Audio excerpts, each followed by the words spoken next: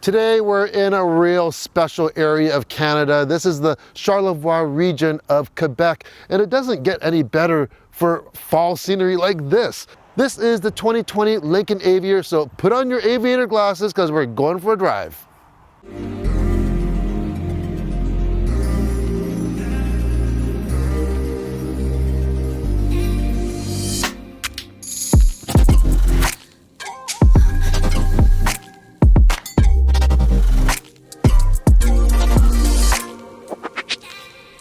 So what Lincoln has tried to do with this new Aviator is to embrace kind of aviation of the 50s, where there was a lot of romance about flying. If you look at the overall shape, it mimics that of an airplane wing where it tapers down in the back area.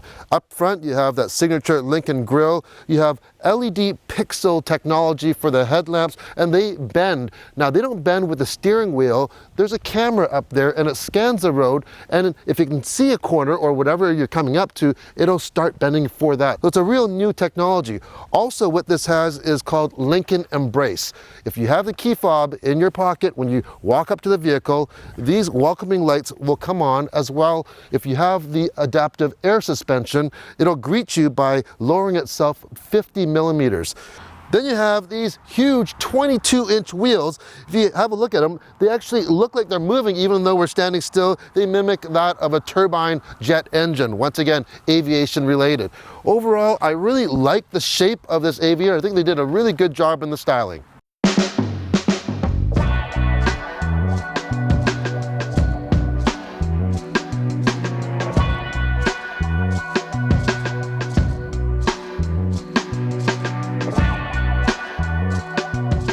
So we're going to try something a little bit different today. I'm actually in the back seat of the Aviator. Reason being, we have about a 2.5-hour drive back to Quebec City from the Charlevoix area, and the sun is just beating right down in the front, so the lighting's not very good. So this might look a little better as well. I want to see what it's like in the back seat because a lot of people will have people with back here. Up front driving, we have our friend Zach from Motormouth. You might see his hand there. So let's talk about the interior. It really has a premium upscale look. The wood finishes are actual real wood from one tree, so the grains all match together. The steering wheel, which is the thing that you touch the most, is actually very unique. First of all, right where your left hand, by your thumb, there's a switch or a button there, and that's for your voice command. The layout is very simple until you select certain things. Let's say when you select the cruise control, then certain other parts light up. But when none of that's being in use, it's very, very simplistic. Excuse me, Mr. Chow. Yes, sir. I'm going to pass. Okay.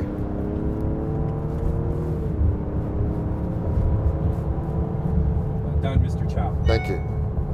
Also available, a beautiful head-up display, probably the widest ones that I've ever seen. It goes straight across, right in front of you, mimics the dash that you normally see. Besides that, a large tablet-style infotainment screen. I do find in some menus it's a little bit laggy. It does have great resolution, especially when you go into the cameras, the backup camera, the 360 camera. You can change different views, trailer view. We'll talk about the trailer towing in a little bit. Up front are what Lincoln calls perfect position seats. Now get this, they're power seats with 30-way adjustability. You know what, it almost takes you a few days, it might even take you more than a few days to get that perfect position because there are so many different parameters and different combinations you can do. Also, massage is an option as well. They've added different programs in the massage. It's quite strong, so for longer drives, it can really help with fatigue. The seat bottoms can massage the back, and yeah, it's a very welcoming thing. The last time I was in a Lincoln before this was in the Navigator, and one thing that I really raved about was its stereo system. The Rebel system is incredible. Well, this has an even better one of the premium Rebel system. It has 28 speakers. There are speakers everywhere where you can see when you can't see, but I threw everything at it and there's no distortion. Doesn't matter what kind of music you listen to. In the back seat, there is ample room. The seats do adjust forward and back, and Of course, they recline. It's available as right now we have it in the captain's chairs. So this would be a 6-passenger vehicle, or you can get it with a bench seat. And the captain's chairs, you can get it with or without the center console as well. If I was gonna go for this option, I'd probably get without the center console, so that way people can pass through the middle as well.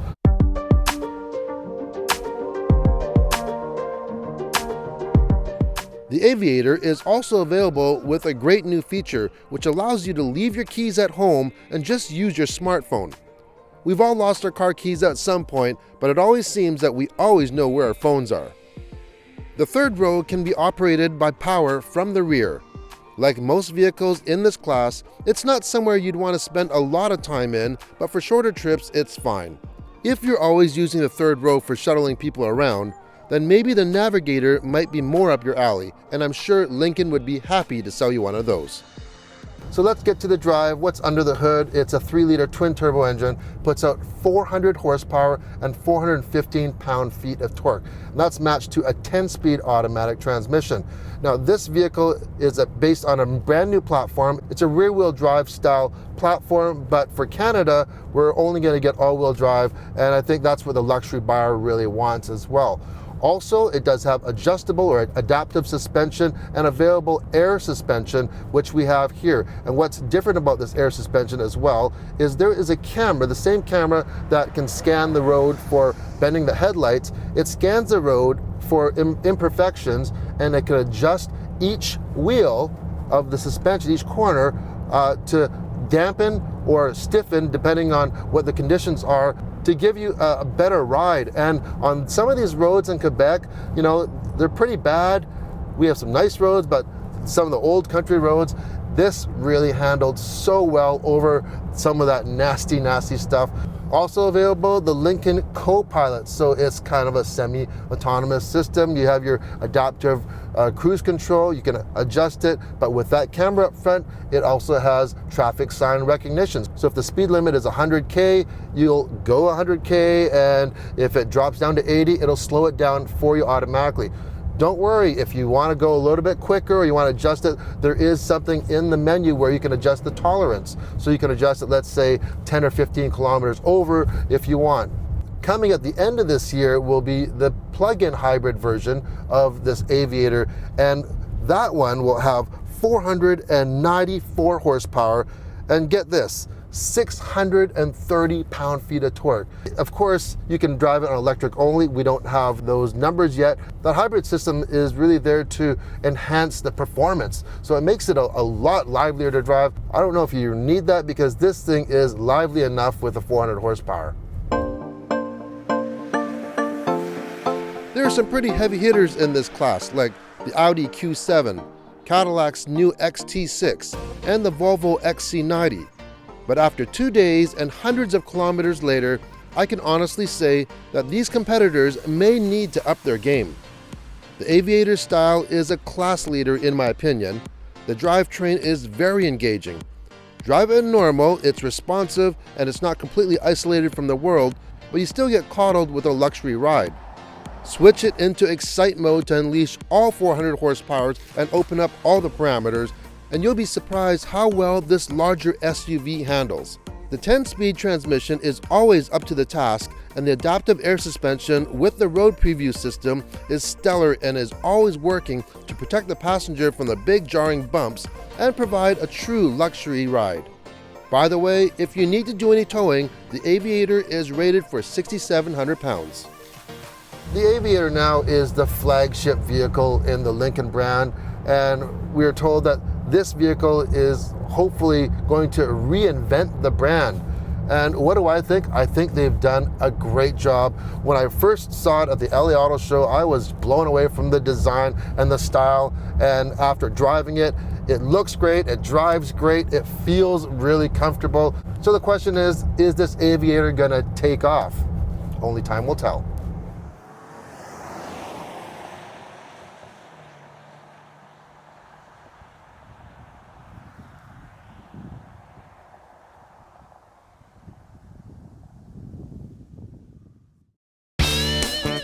If you liked the video, hit the thumbs up, and if you want to see more everyday reviews, hit the subscribe button. Thanks for watching.